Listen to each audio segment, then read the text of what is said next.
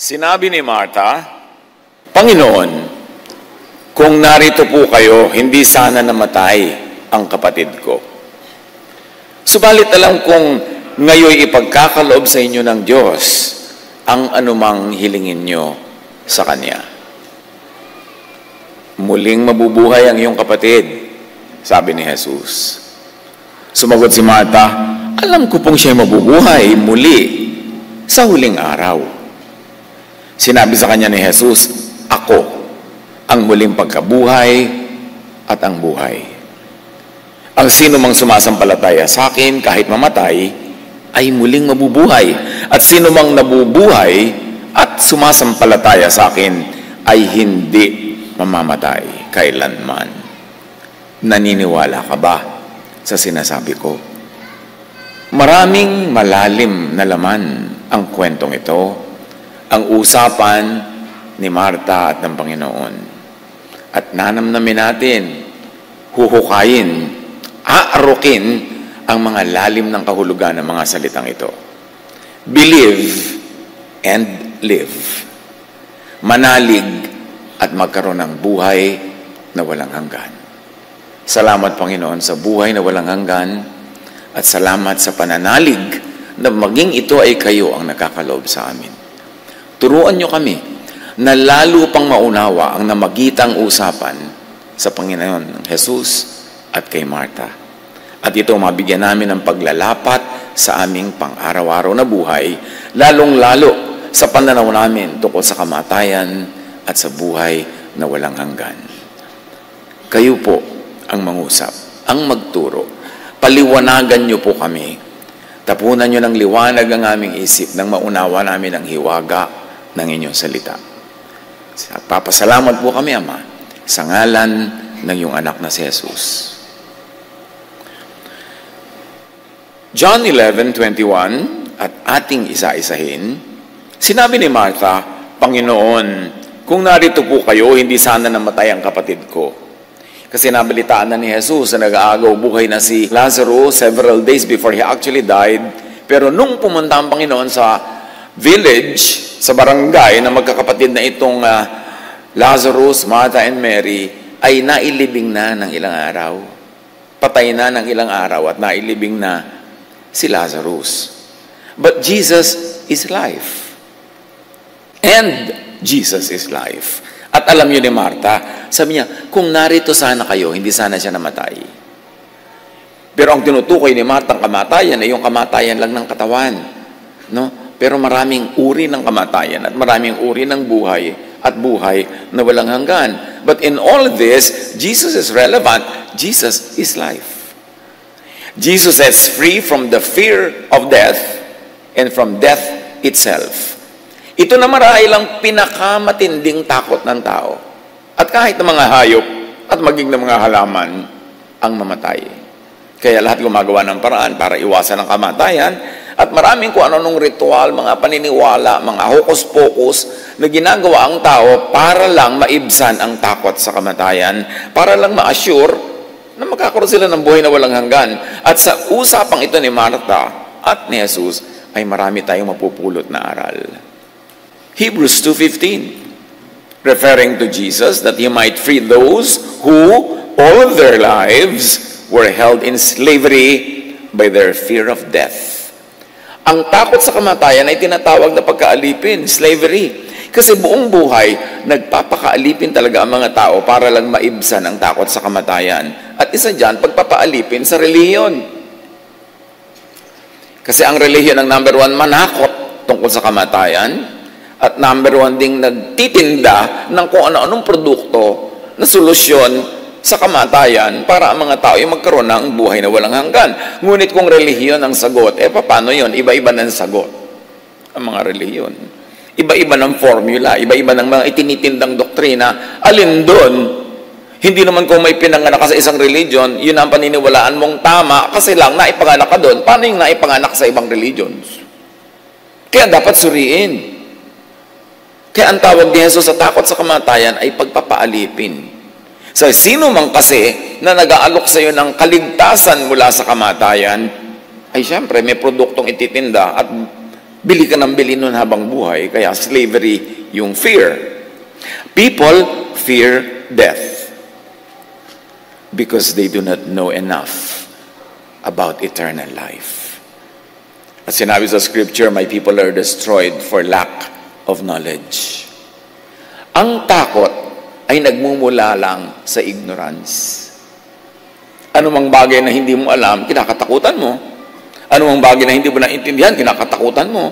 Kahit mga katuruan at doktrinang bago sa pandinig ay kinakatakutan. Kasi ganun ang slavery ng tao sa fear. So, fear of death enslaves. How do you set yourself free? By the help of Jesus from this slavery, from this fear. Know life and the mechanics of life. Knowledge is power. Knowledge is freedom. Know life and the mechanics of life and be free from death and be free even from the fear of death. Ano mga dapat nating unawain? Marami, pero konti lang ang sisikapin nating mabuklat ngayon at sapat na yan na panghawakan para matanggal ang fear of death at maunawaan natin ang eternal life. One, life is designed. The universe is fine-tuned. Hindi aksidente ang universe. Hindi siya simple evolution, siya ay creation. At ang creation ay may creator. At ang creator ay eternal.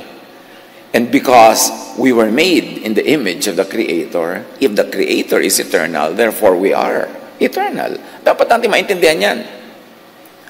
Tanggalin muna yung mga sapot-sapot sa ating isip na katuruan ng kung ano-anong iba't ibang relihiyon ng pananakot. Tingnan natin ang creation. Life is designed, the universe is fine-tuned. Consider yung isa sa mga rules of science, the golden ratio, or what they call the divine proportion. Hindi ko inaasahan na lahat tayo ma-appreciate o agad, maiintindihan in one sitting, kasi kumisan 4 years pinag-aaralan ng mga yan. Sapat na ngayon ay mabuklat natin para lang malaman natin, ay may ganun palang topic. Para assignment, homework, pag-aralan yung mabuti para maintindihan. Nobody expects you to understand everything in one sitting, especially right now. And this is the challenge of church preaching. Limited ka, 40 minutes up to 1 hour. Paano mo ituturo ang lahat ng yan? Kaya nagiging sound bites lang eh. At ngayon, i-consider nating sound bites na assignment ninyong pag-aralan lahat para lalong maintindihan. Ang goal lang natin ngayon ay buksan ang ating isip na may mga ganun palang usapin, may mga ganun palang topic na dapat lang saliksikin. We shall flirt with some scientific principles. Know, understand, at kung nano-nosebleed, just take note now and know more soonest. Huwag matakot sa bagong nadidinig, huwag matatakot sa bagong nalalaman, because God is knowledge and God is light. Now, the golden ratio in science is a perfectly symmetrical relationship between two proportions. Mathematically, this ratio is closely related to the so-called Fibonacci sequence, where each term is the sum of the previous two. For instance, 1, you start with 1. 1 plus 0, kasi 0 yung kakambal niya sa una, 1 din. Now, ang kasunod ng 1 ay 2. So, 1 plus 2 equals 3. Tingnan nyo yung sequence. Now, 3 plus 2, yung sinundan niya, equals 5. 5 plus 3, yung sinundan, magiging 8. And so on, hanggang maging 13, hanggang maging 21. This law is embedded in nature. Hindi pwedeng aksidente, kasi design. Tingnan natin yung sinasabi ng ating video sa Fibonacci sequence. Nakita na natin yan. Tingnan nyo uli, i-research nyo uli, paulit-ulit. Kasi that sequence repeats. Now, this pattern shows even in great works of art. Ano ba yung tinatawag na maganda?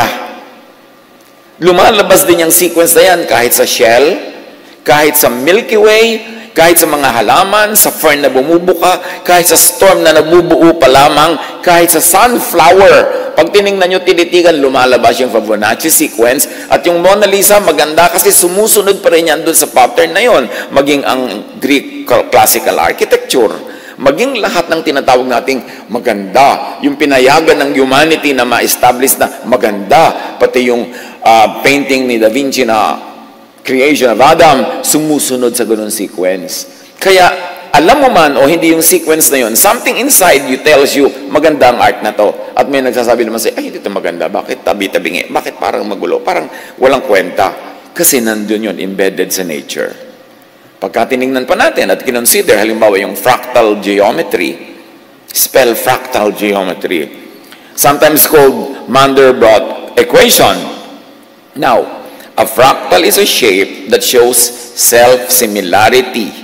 Yan, papasok ang microscope sa tinitingnang parts ng isang living thing. Yung pattern, ulit ng ulit, habang makakarating ang microscope mo sa mas maliit na mga bagay, makikita mong paulit-ulit yung pattern. Every part of the structure is the same as the whole.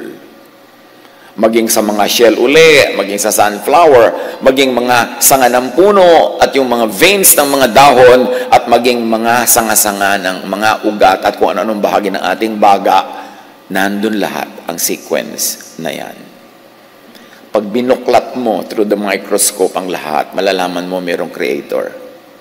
Lalo naman, pag umakyat ka sa taas, sa kalawakan, through a telescope naman, lalong makikita mo na may creator. The microscope and the telescope are God's great prophets. Kasi inire-reveal nila ang mga hiwaga ng Diyos, na hiwaga lang yun sa hindi marunong. Pero sa marunong, hindi na yung hiwaga. It becomes knowledge. Now, the golden ratio and fractal geometry appears all over nature. Nature follows these patterns. So, anong ibig sabihin? Mga kapatid, merong natural law. Law that applies to all. Ano man ang relihiyon mo, the law of gravity will apply to you. The law of physics will always apply to you. Ano man ang sekta mo. The law of velocity, buoyancy, all of this will apply. Kasi yan ang universal law. Kaya alam mo yan ang law ng God over all the laws of many religions that are competing, bangga-banggaan, laban-labanan, alin ang totoo. Siyempre, kung narrow-minded ka, ipipilit mo, yung faith mo ang totoo. Kasi yun ang faith mo. Kasi doon ka lumaki. Kasi doon ka sumali. Pero paano yung iba? Ginigit din nila yung kanila ang totoo. Alin ang universal truth that is true everywhere, every time? Scientific laws. So you know that the Creator is the scientist. Hindi magkakontra ang science at ang true faith in God. Ang kumukontra lang sa science, yung mga religions na hindi tatayo at titindig ang pangangatwiran pag niliwanagan ng science. Yun ang takot sa science at nananakot against science. Now, the chaos theory, for instance, isa pa yan.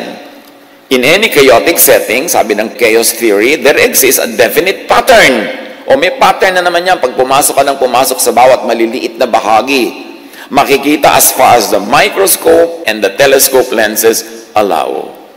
Technology, science, could really be God's last prophet na nagpapakilala talaga sa Diyos in very clear, repeatable terms.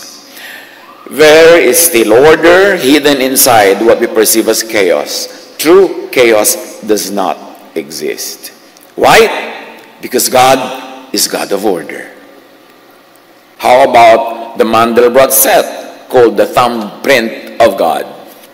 Now, the Mandelbrot set is a fractal. No matter how far observers zoom into it, they will find intricate patterns that are similar to the whole thing. But these are only similar and not the same. There's actually infinite variety. It never repeats itself. You know why? Because God is God of variety. Consider the DNA. The DNA or DNAs are codes, and coding requires intelligence. Bawat living thing may DNA. Kahit nga yung mga katanda-tanda ang kalansay ng mga pharaoh sa Egypt, naaaral nila ngayon yung DNA. Na-establish nila kung magkakamag-anak nga ba talaga ito o hindi. Kaya nga ngayon, pag gusto mong i-prove ang paternity ng isang bata, nagdi-DNA test. Kasi encoded sa kalit-liit ang himay-may ng ating pagkatao, kung ano tayo, sino tayo, at sino ating mga kamag-anak. DNA codes in our cells are very similar to intricate computer programs. At naiintindihan natin ito only lately, kasi lately lang nagka-computer. Sa tagal ng panahon, ang tawag lang dyan, hiwaga. DNA, located inside the cell's nucleus, is a carrier of genetic information. Sa kaprasong DNA na yan, nakakode na lahat, blueprint yan, ang design and instruction to make proteins, molecules, and body parts like legs, eyes, hearts.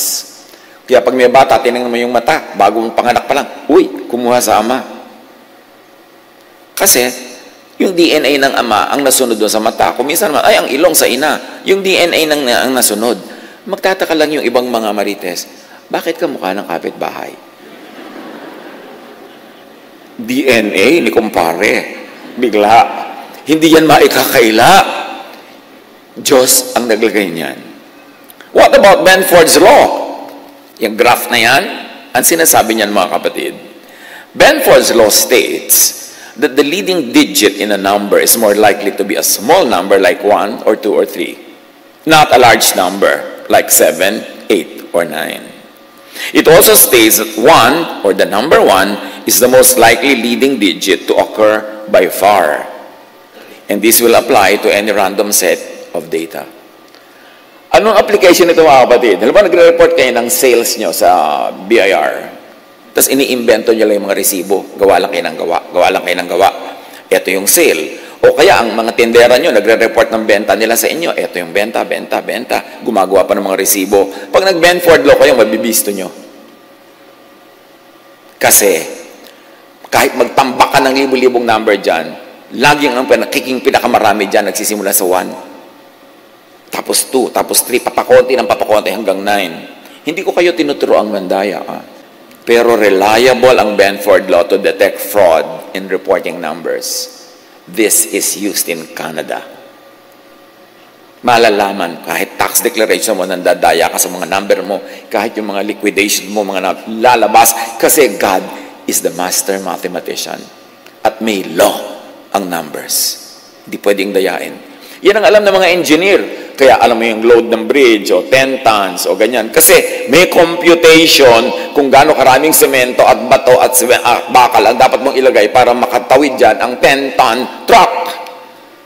May law ang lahat. Bakit umaakyat ang aeroplano? You know, the science of the aerodynamics. Bakit nahuhulog ang mga dapat mahulog? Because of the law of gravity.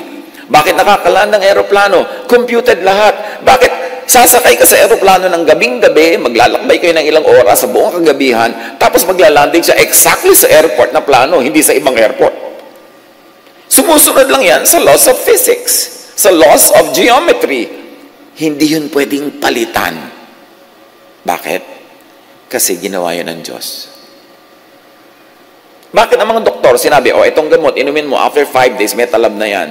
Kasi na-observe na nila. Yun ang science. Na-observe mo kung ano lang yung nando na nakatotohanan. Kaya gumagaling ka. Kaya ka na-o-opera. Kung ano-anong ginagawa. Dahil may law ang lahat. Marami pang ibang natural laws. Laws of chemistry, of physics, laws of the sciences, and the laws of the applied sciences like medicine, therapy, engineering. Yan, ina-apply nila to practical terms, those theories that are already proven to work. What then can be concluded? Bakit tayo nagsascience here? Merong design.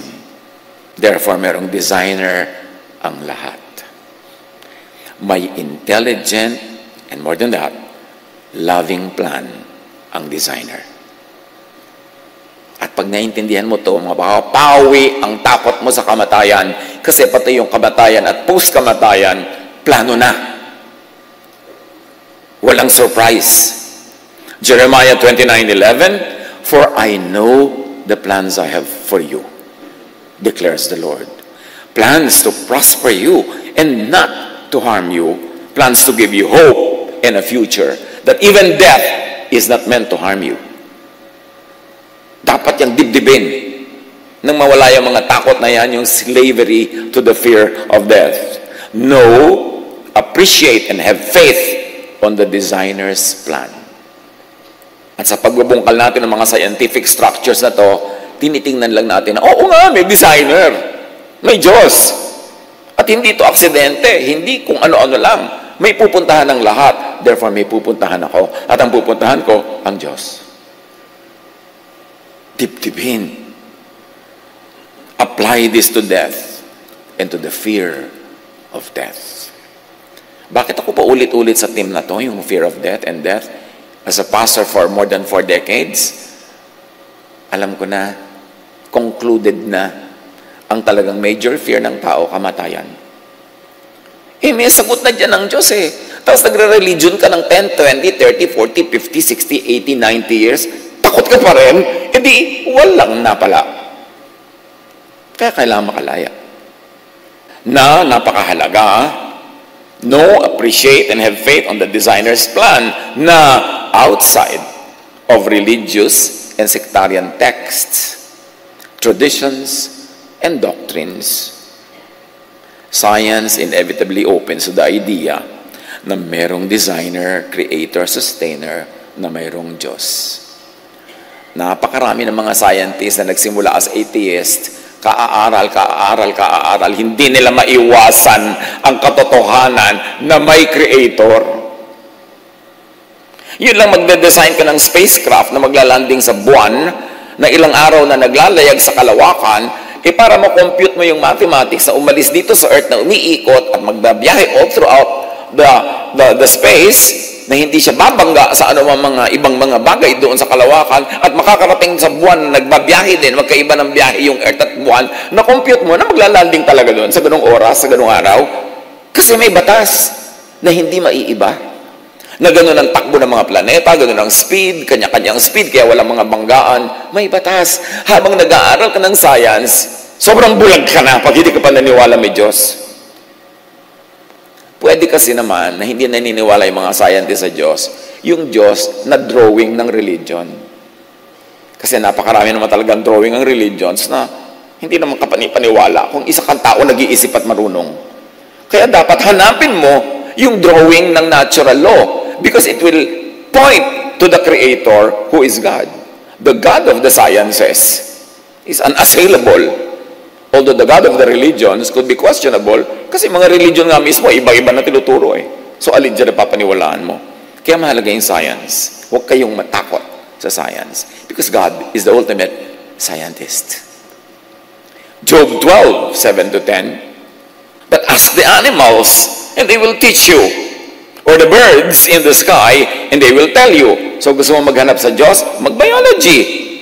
Sino sa inyong laging absent noon sa biology?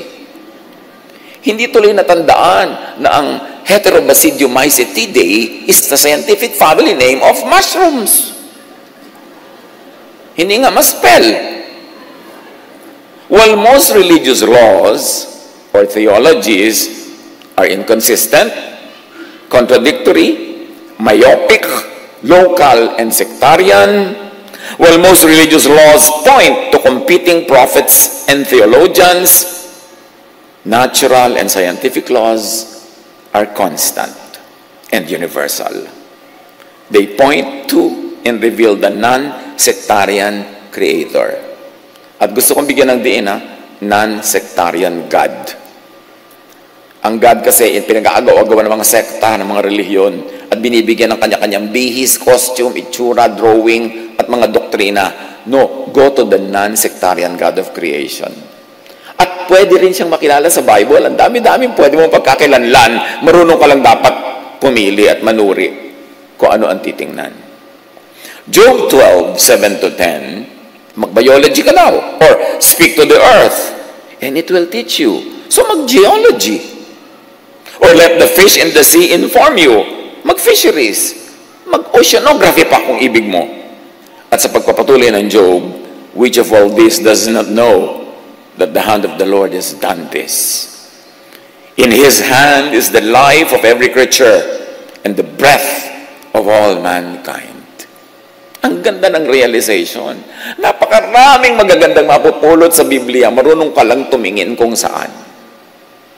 Psalm 19:1, the heavens declare the glory of El, or of God. You know, in the original Hebrew of the Old Testament, it is El that is used. In the English translation, it becomes God. And that's when it becomes very contestable to many people. But all the original Hebrew verses say El when they mean God. The heavens declare the glory of El, and the sky displays what His hands have made. Mag-astronomy. Kahit daw sa astronomy, makikita mo ang Maker. What we have is not accident, is not chance, but creation. And we are the crowning glory of that creation, at least from our point of view. Now, understand, as we have been saying, life and the mechanics of life. And one important truth is that the Creator is eternal. God does not die. Jesus, the man, died. But remember, Jesus is the divine that was made into flesh. And that flesh was a thing that died, not the spirit of Jesus that is eternal. Romans 1:20, for since the creation of the world, God's invisible qualities, His eternal power, had been clearly seen, being understood from what has been made. Ang linaw ng sinabi ng Romans, ang pagpapakilala ng Diyos ay sa pamamagitan ng Kanyang nilikha, mga bagay-bagay na nakapaligid sa atin, not from religious and sectarian theologies. Pag diyan ka nagpadala sa mga religious and sectarian theologies, dahil iba-iba yan, malilito ka talaga. Gusto mong makilala ang creation, kilalanin mo yung Creator. Paano mo kilalanin yung Creator? Through the creation. Through what has been made. Through the material world. Because creation reflects the Creator. Even we are made in God's image. And that is not meant to be physical.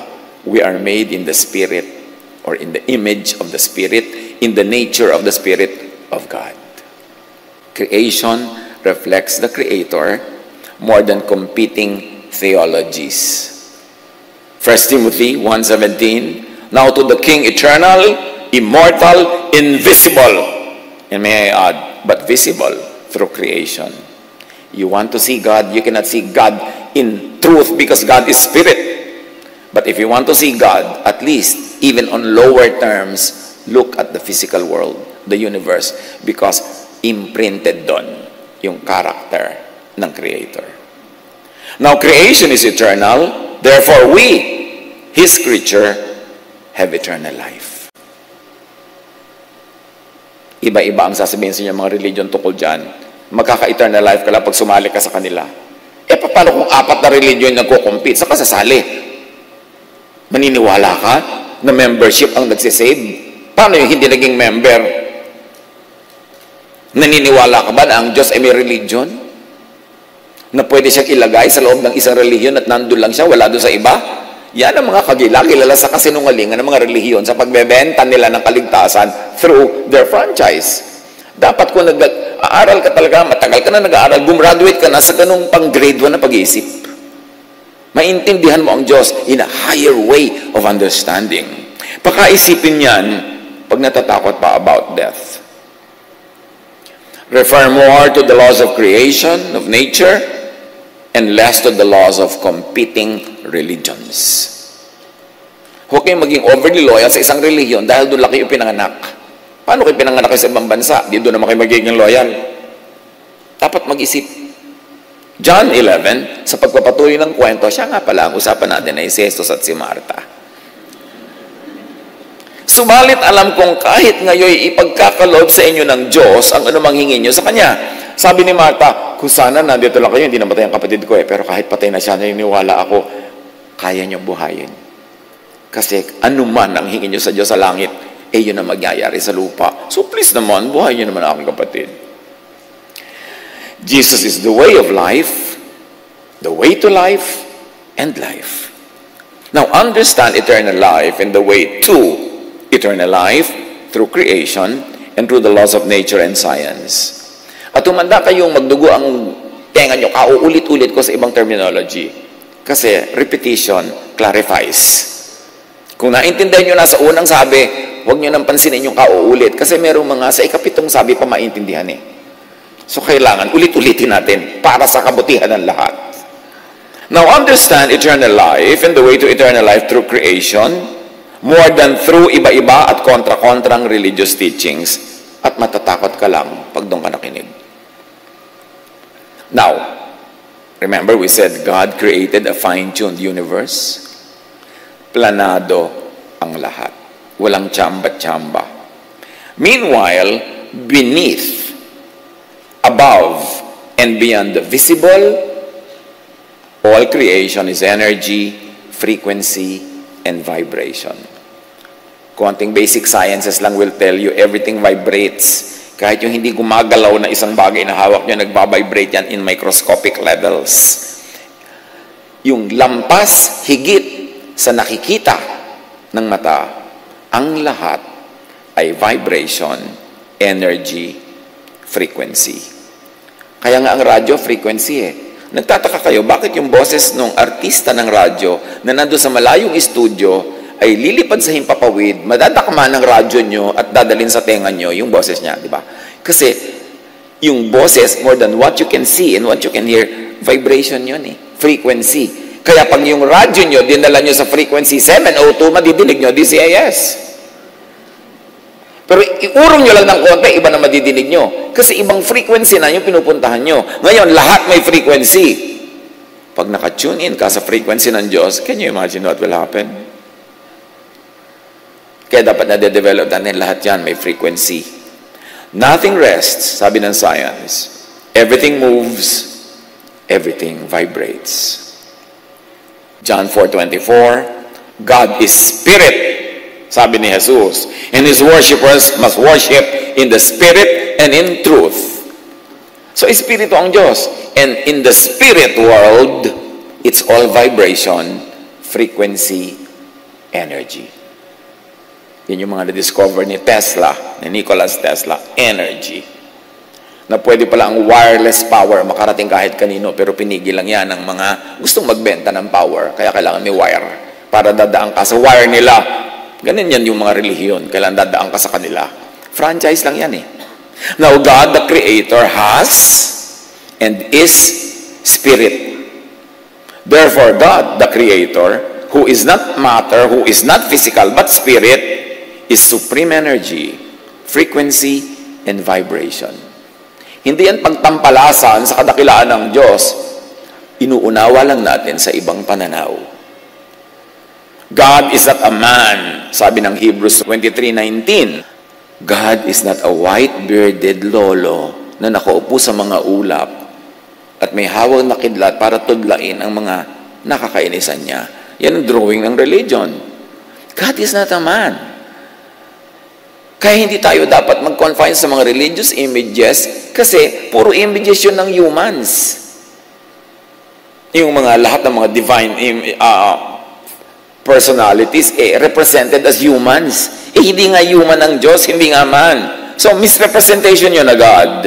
Repeat, God, the Creator, has and is Spirit, therefore is supreme energy, frequency, and vibration. The energy, the frequency and vibration of God is love. Imagine God and love as a spiritual and invisible power, energy, vibration, and frequency, only manifesting in the material world through many acts of love. But love is an idea.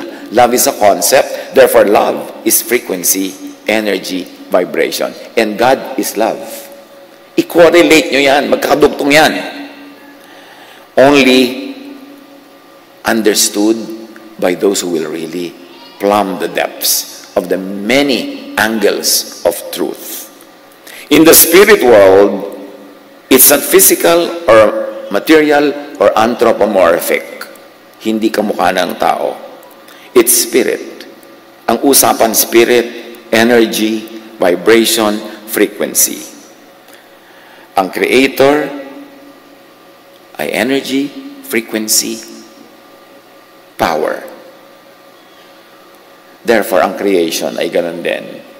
Because we were made in God's image.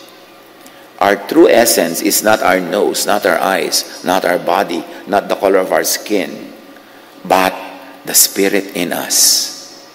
And that Spirit is frequency, energy, vibration. When the body dies, that spirit is released and it goes back to God, who is the true frequency and energy and vibration. But even while you're alive in the body, the spirit can already align with the Spirit of God. At yan ang sinasabi ni Jesus, that you can be the kingdom of God. The kingdom of God is in you. It's not in the stone temples. It's not on mountains. It's not in places of worship. You are the temple of the God, of the Spirit of God. So pagka tumugma na ang frequency mo, ang vibration mo, ang energy mo sa frequency, energy, and vibration of God, nakakabit ka na sa God, nakakonek ka na sa eternal life. Kaya sabi ni Jesus, if you are in me, though you die, you do not die. Or though your body dies, you live again. Paulit-ulit si Jesus sa tema na yon. John 5:24, you cross from death to life. And that energy, that frequency and power and vibration is love. That's why love is the greatest. Sabi ni Paul, na-realize niya to eh. So faith, hope, love abide, these three. But the greatest is love. Why? Because God is love. The vibration of God is love. And if you are loving, no matter what your religion is, you vibrate in the frequency of the Creator. Therefore, eternal life is in you. Masyadong esoteric, pero spell esoteric. Kaya sabi ko, pag-aralan nyo to, hindi ito matatapos ngayon lang. Pero sasagutin ito ang napakaraming tanong na hindi nasasagot ng isang katerbang katikisin. Kailangang pagsikapan. Colossians 3:13-14, love binds all together in perfect unity. At sabi pa, in Him, all things are held together. So si Jesus, yung power na yun that holds everything together. And Jesus is called light, the light of the world. And go to science, because all scientific facts will tell you that if there's one thing that really holds life together, it is light. Even sa biology, kailangan mo ang light. Kaya kahit sa Genesis, sinabi, let there be light. Light muna ang simula para magkaroon ng life. And Jesus is that light of the divine that has come to the world. And the message, the vibration of that light is love. Kaya sabi ni Jesus, love. Love God. Love your fellow men. And you will have eternal life. Jesus could be understood in scientific terms if you would think of light and Jesus as light. Now, going back to the life and mechanics of life, as we have already said, God, the Creator, is love. As God is eternal, love is eternal. Marami ng mga young people, sabi nila, kinonfess later, nagdudugo na daw yung tenga nila sa katuturo ko ng love at Jesusness. But, one day, isang araw, ting! Biglang bumukas yung naintindihan nila. Gusto daw kong puntahan at pagyayakapin at pasalamatan. Ay, salamat. Ito pala yung tinutukoy nyo. Hindi lang namin maintindihan nung kaya nagsasawa na kami. Kaya mga iba darating, anong teaching ngayon? Baka Jesus na naman, ha? You know, habang hindi nyo pa naiintindihan yan talaga, maiinis lang kayo, baka uulit. Pero ulit-ulitin nyo, dadating isang araw na, yung pala, eureka, yung pala yung katotohanan, natanggal yung mga takip sa mata parang kay Paul, para makakita. John 14:21, sabi ni Jesus, whoever has my commands, and what is the command of Jesus? Isa lang, to love. Whoever has my commands to love and keeps them is the one who loves me. The one who loves me will be loved by my Father, and I too will love them and show myself to them. Now we enter another phase of our discussion, the issue of cycles, circles, repetitions. Sabi ni Jesus, kung sino ang sumusunod sa akin at umiibig, ay iibigin ko. So ikaw at si Jesus. Sabi niya, kung sino man ang iniibig ko, iibigin ng Ama. Therefore, iibigin ka rin ng Ama. At dahil iniibig mo si Jesus, iniibig ka ni Jesus ang Ama, Iniibig ng Ama si Jesus at iniibig ni Jesus ang Ama. Therefore, iibigin ka rin ng Ama. Makikipag-ibigan ka sa Ama at kay Jesus. Ikot ng ikot yung cycle. Because true eternity is a circle. That's why God is called Alpha and Omega, the beginning and the end. Because only in the circle is the beginning, also the end. And therefore, there is no end because it becomes another beginning, kaya eternal. And that's when you know sacred art. In any religion, ang sacred art features a lot of circles. Paikot-ikot, paikot-ikot, paikot-ikot, because the divine does not end. And it shows even in art. So, the circle is a very important shape that expresses the eternity of the divine. Now, love, like energy, is cyclical, therefore, eternal. Kung merong cyclical, eternal yon. At kung merong eternal, cyclical yon. Tulad ng water cycle. Did you know na mula nung nilikha ang buong universe, not one drop of water is lost or gained? Because everything recycles. Yung ininom yung tubig kaninang umaga, pinaghugasan ng paa ni Cleopatra. 2,000 years ago. Paulit-ulit lang. Kasi nire-recycle. That's why recycling is a very advanced attitude. Yung nire-recycle mo yung supot, nire-recycle mo yung mga lalagyan para bumalik siya sa pagiging useful at huwag siyang maging basura. Now, John 11, balik kay Martha at Jesus, sabi ni Martha, kung sana lang nandito kayo, hindi mamamatay ang kapatid ko eh. Sabi ni Jesus sa verse 23, muling mabubuhay ang iyong kapatid.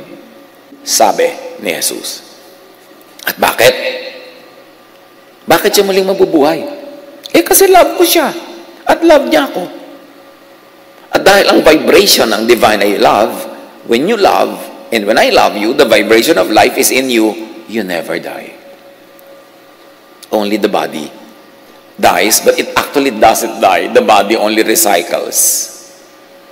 Lahat ng kinain yung calcium, phosphorus, at kung ano-ano pa, babalik lang yan sa lupa para maging vitamina na naman at magiging papaya. May kakain na naman ng papaya, mapapasok sa katawan ng tao at pag namatay siya, babalik sa lupa.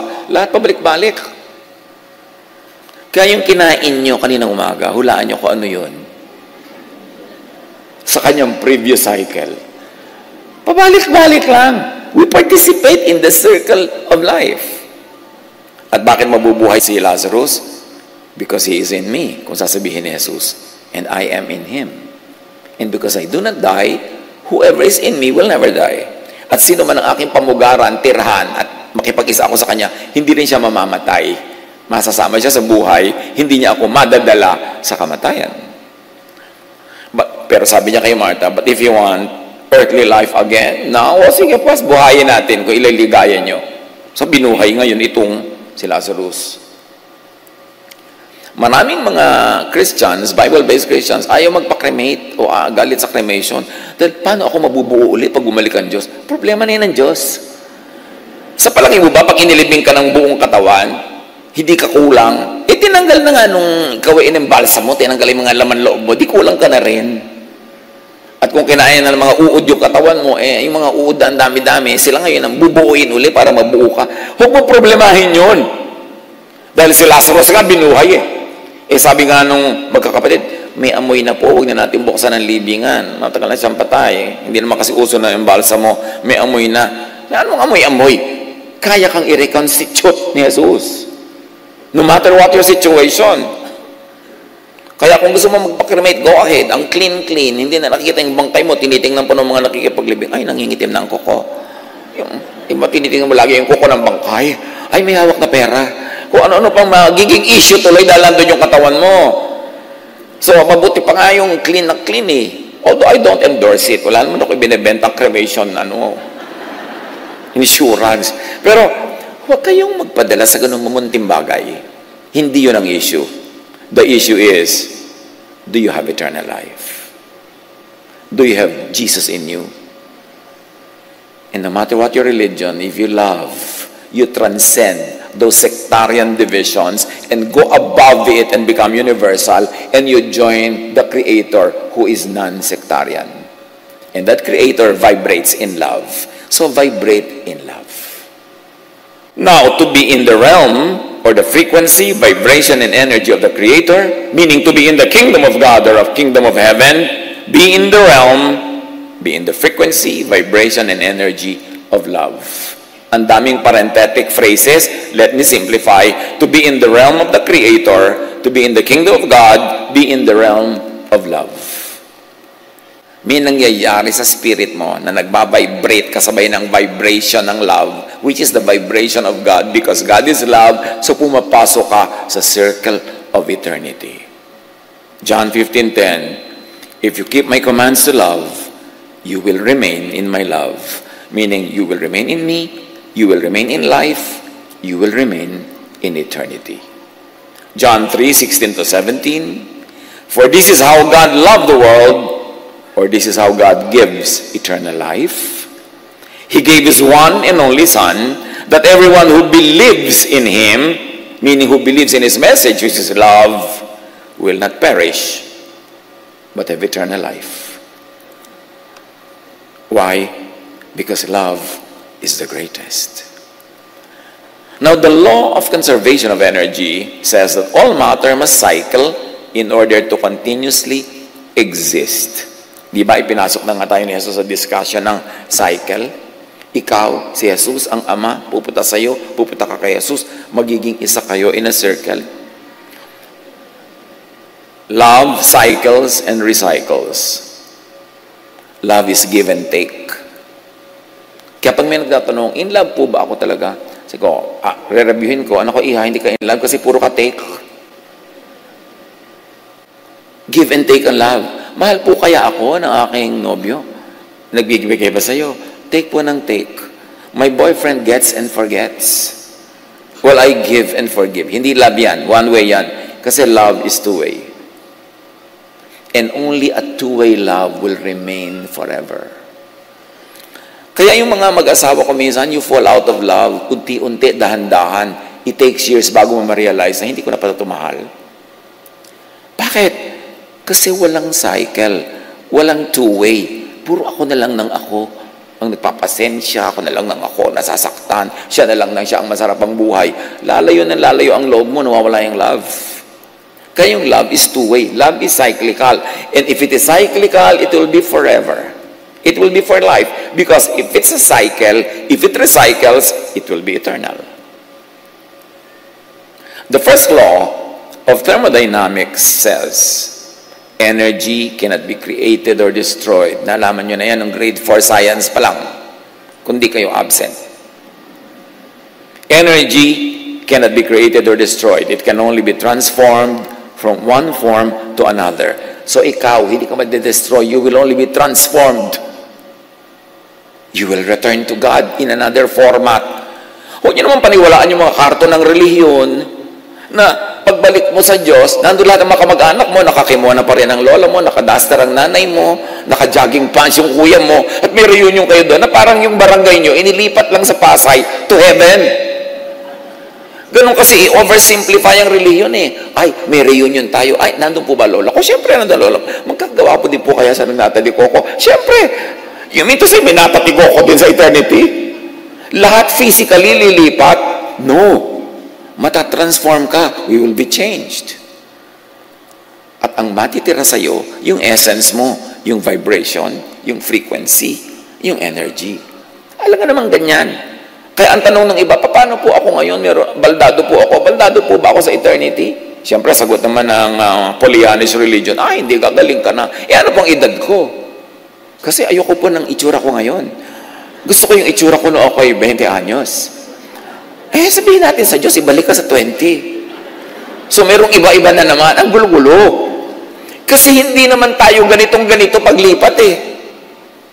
Kaya ko ipinipilit ngayon, intindihin nyo that this is all frequency, this is vibration. Hindi ito physical being. Lalampasan mo yan. Kung hindi man natin maintindihan lahat niya ngayon, ipasa Diyos mo na lang.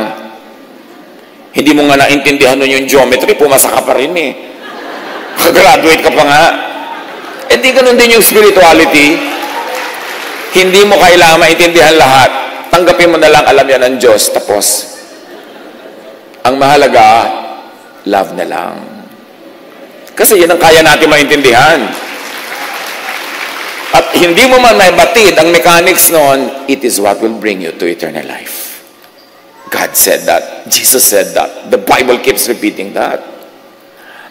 At physical death, what happened? Sabi ng Ecclesiastes 12:7, the dust returns to the ground it came from.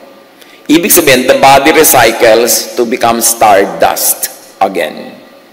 So huwag mong asahan na yung ganyang-ganyang katawan mo ang pupunta sa eternity because your body will be left behind. Babalik yan into chemistry, into elements of the earth para pakinabangan uli ng earth, para ma-recycle. Yung spirit mo ang pupunta sa Diyos. Yung spirit na galing sa Diyos na nakisanib sa katawang lupa mo. Pero yung katawang lupa mo, hindi talaga ikaw yan. Yung vibration mo na galing sa vibration ng Diyos. Yung frequency mo na nagkakaintindihan kayo ng Diyos. Kaya sabi ni Jesus sa prayer, huwag kayo mag-pray ng maraming words. Let your prayer be short. Because if your frequency is with God, hindi mo pa sinasabi, nakarating na sa Diyos. Beyond words. Kasi ang usapan nyo in frequency, not in human language. Kaya ayaw ni Jesus ng napakaraming prayer Kasi bumababa sa earth yung kahulugan ng prayer, hindi tumataas. Kailangan makalampas yan sa physical realm at maging vibration. Yung vibration, mga kapatid, di ba kung minsan may tao, nakita mo, parang mabigat ang dugo ko sa kanya. Yung nagbebeso-beso yung katawan nyo, pero yung mga kaluluwa nyo, nagsasampalad. Alam nyo kung bakit? Ang nag-uusap doon, vibration Nadi-visualize yun na yung vibration. Di ba? Hindi yun ginig-ginig na gano'n. Hindi. Merong katotohanan na hindi kita ng mata. Pero ang espiritu nag-uusap.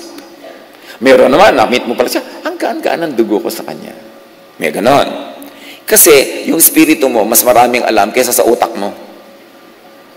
Kaya nakikinig ka sa discernment. May nagsasabi sa'yo.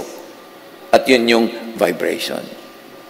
Now, Ecclesiastes 12:7, the dust returns to the ground it came from at death, and the spirit returns to God who gave it. Meaning, the spirit recycles to energy, to vibration, to frequency of the Creator. And you become completely one again, because now you are no longer encumbered, you are no longer limited by the physical body. That's why death is freedom. Kaya huwag matakot. Sa kabila nung pinto ng kamatayan nun, nandun pa rin ang Diyos. Mas maningning, mas mauunawaan. Believers in Jesus and Jesus-ness vibrate in the frequency of eternal love. Enter the sphere of the divine eternal energy. Hindi yan, hindi yan New Age. Yan ay karunungan na itinuturo sa atin ng science. Believers in Jesus are born again, recreated, recycled into eternal spirit, eternal life of the divine. John 11:24, sumagot si Martha, alam ko pong mabubuhay muli sa huling araw ang aking kapatid. Sinabi ni Jesus, anong huling araw ang pinagsasasabi mo dyan?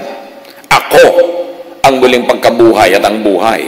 Ako, hindi ang future event, hindi ang religious dates, hindi ang Jewish belief, hindi ang katuruan ng kung ano-ano dyan. Ako mismo ang buhay at ang buhay na walang hanggan. Kahit kailan, pwede ako magbigay ng buhay. Kahit anong paraan, pwede ako magbigay ng buhay. So, huwag mong hintayin yung huling araw. Sabi niya, ako, hindi ang huling araw, ang buhay. Ako ang waling pagkabuhay at ang buhay. Yung waling pagkabuhay sa namatay na yung katawan. Yung buhay sa hindi pa namamatay ang katawan. Parehong operational ang power ni Jesus. Jesus is God's love incarnated. Di ba ang pag-ibig ay frequency? O paano ngayon? Naging tao si Jesus. Pero beyond that tao, beyond that katawan is the universal spirit of the Word who was made flesh. John 5:24, whoever hears my word and believes him who sent me has eternal life. Walang binanggit ditong religion, Walang binanggit na sekta. Walang binanggit na ritual.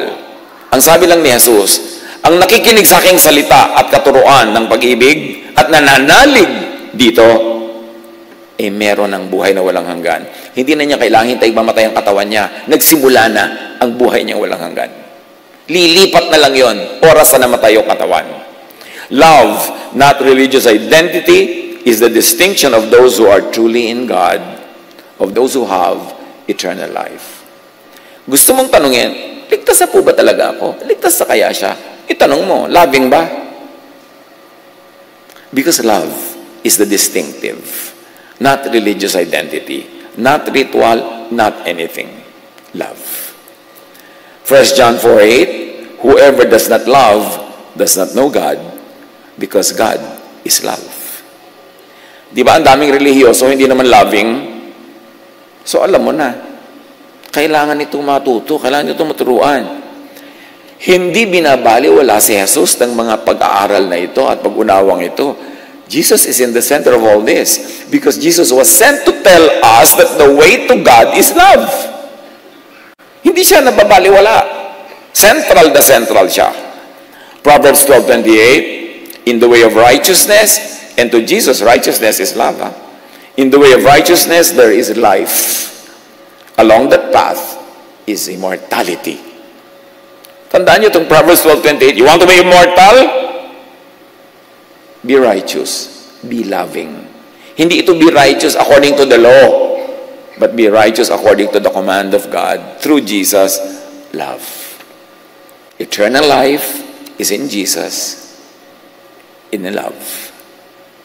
John 1:12, to all who did receive him, meaning who received his love, to those who believed in his name, or in his teaching of love, he gave the right to become children of God, therefore he gave the right to become eternal. Yung kasing maraming mga religious work, pag sinabing, ipatanggap natin si Jesus. Pero ang totoo, ang ipinapatanggap ay law. Ang ipinapatanggap ay religious tradition. Kunwari, ipinatanggap si Jesus, pero pag dilat mo after the sinner's prayer, isang tambak na law ang ibibigay sa iyo, at actually, yun pala talaga ang agenda.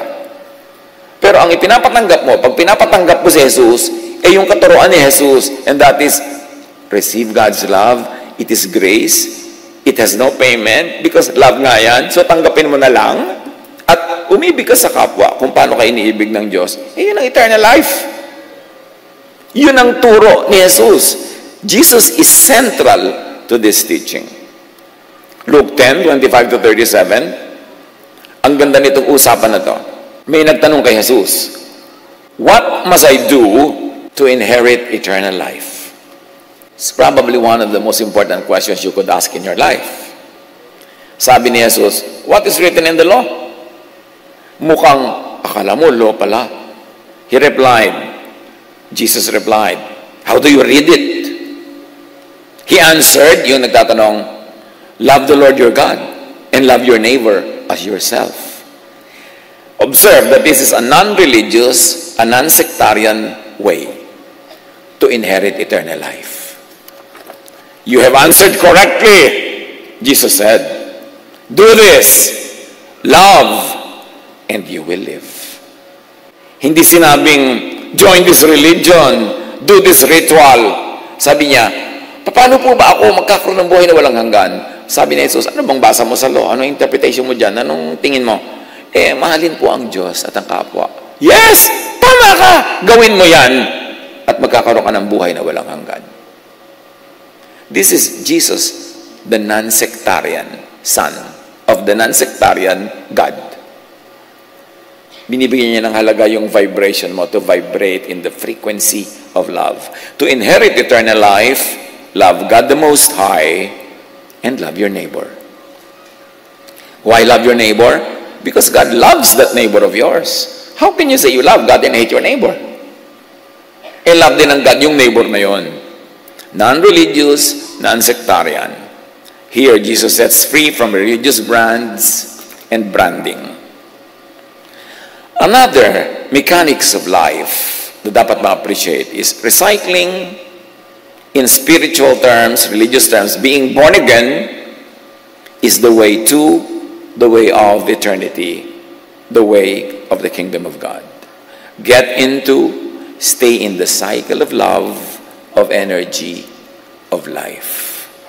Nawa kauulit natin ang word na life na yan and love, lalong lumalim ng lumalim. Huwag niyong bilangin, ay, ika-37 ulit na yung word na love. Kailangan patalabin. 1 John 4:12, no one has ever seen God. No one has ever seen God.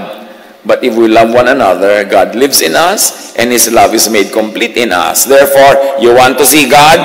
Love one another, because the act of loving one another makes God visible through our visible works of love.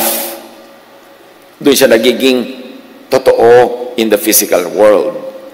The unseen God is seen in love when people love one another. The essential God becomes material and physical through love. John 17:26, I have made you known to them, sabi ni Jesus Ama, in order that the love you have for me may be in them, and that I myself may be in them. See the cycle?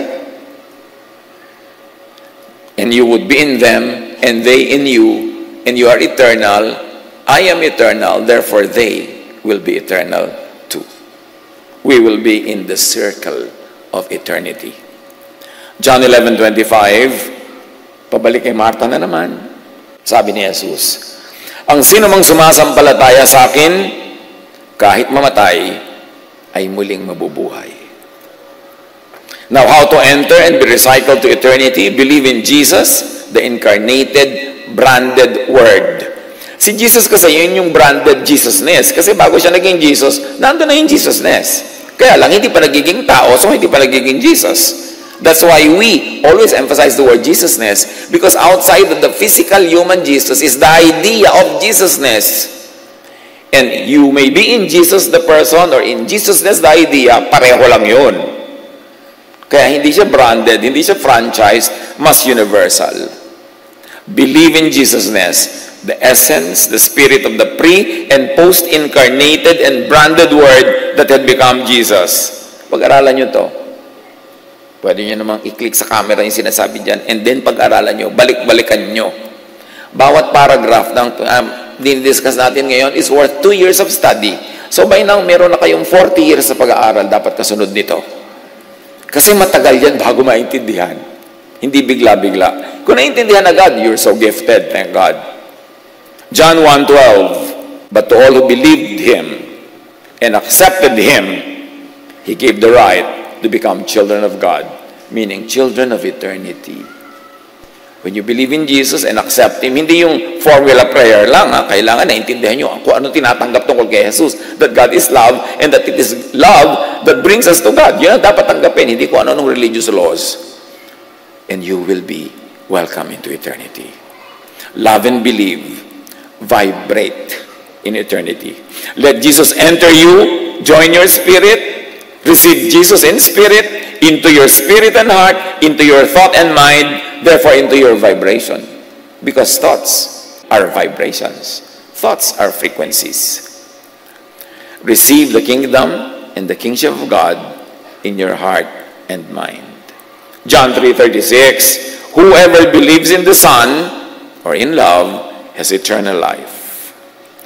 Now, John 11, back to Martha and Jesus, ang sino mang nabubuhay at sumasampalataya sa akin ay hindi mamamatay kailanman. Kayo ba? Sumasampalataya kay Jesus? Ang ina naman. Therefore, hindi kayo mamamatay kailanman. Sinabi na ang linaw-linaw. Walang namamatay. Nare-recycle lang. Life rewards with eternal life those that give back to life and help sustain life. In other words, those that love. Kanina pa natin pinapaliwanag yung cycle. For anything to be eternal, it must cycle and recycle. So sa buhay, ang magiging eternal, yung nagre-recycle, yung kasama sa cycle. Therefore, hindi lang tumatanggap, nagbibigay din. Kasi ang tunay na cycle, you receive and you give. Then you receive and you give, and you give and receive, it becomes eternal, parang pendulum. Pero kung get ka lang ng get, huwag mong asahang may eternal life ka.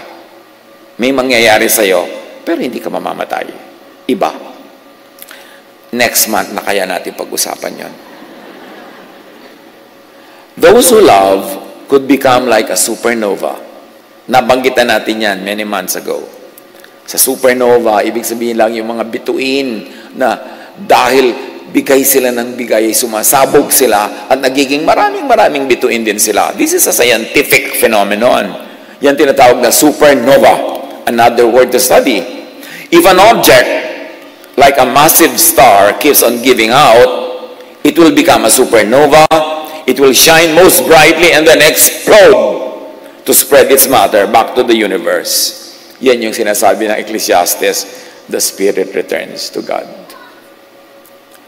Pag supernova ka, give ka ng give, love ka ng love, sabi ng Diyos, isali natin siya sa eternity. Kasi ang kasama sa eternity dapat nagre-recycle. Kasama sa cycle of life. Pag take lang ng take, hindi nag-give. Ba't natin isasama yan? E di uubusin niya ang life.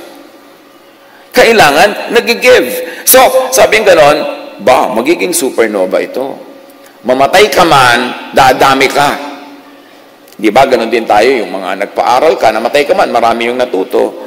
Nagpakain ka, mamatay ka man, marami yung natuloy ang buhay, nadugtungan ng buhay. So, yung bigay ng bigay, yun ang tunay na umiibig. At ang tunay na umiibig, kung hahanap tayo ng comparison sa astronomy, yun yung nagiging supernova, sumasabog, hindi para mawala, kundi para dumami. Those who love could get recycled, recreated, reborn. In other words, it could become born again. Kaya sabi ni Jesus, you must be born again. You want eternity? You must be born again. Kailangan maging supernova ka. Mag-give ka ng give, tapos sasabog ka, at dadami ka.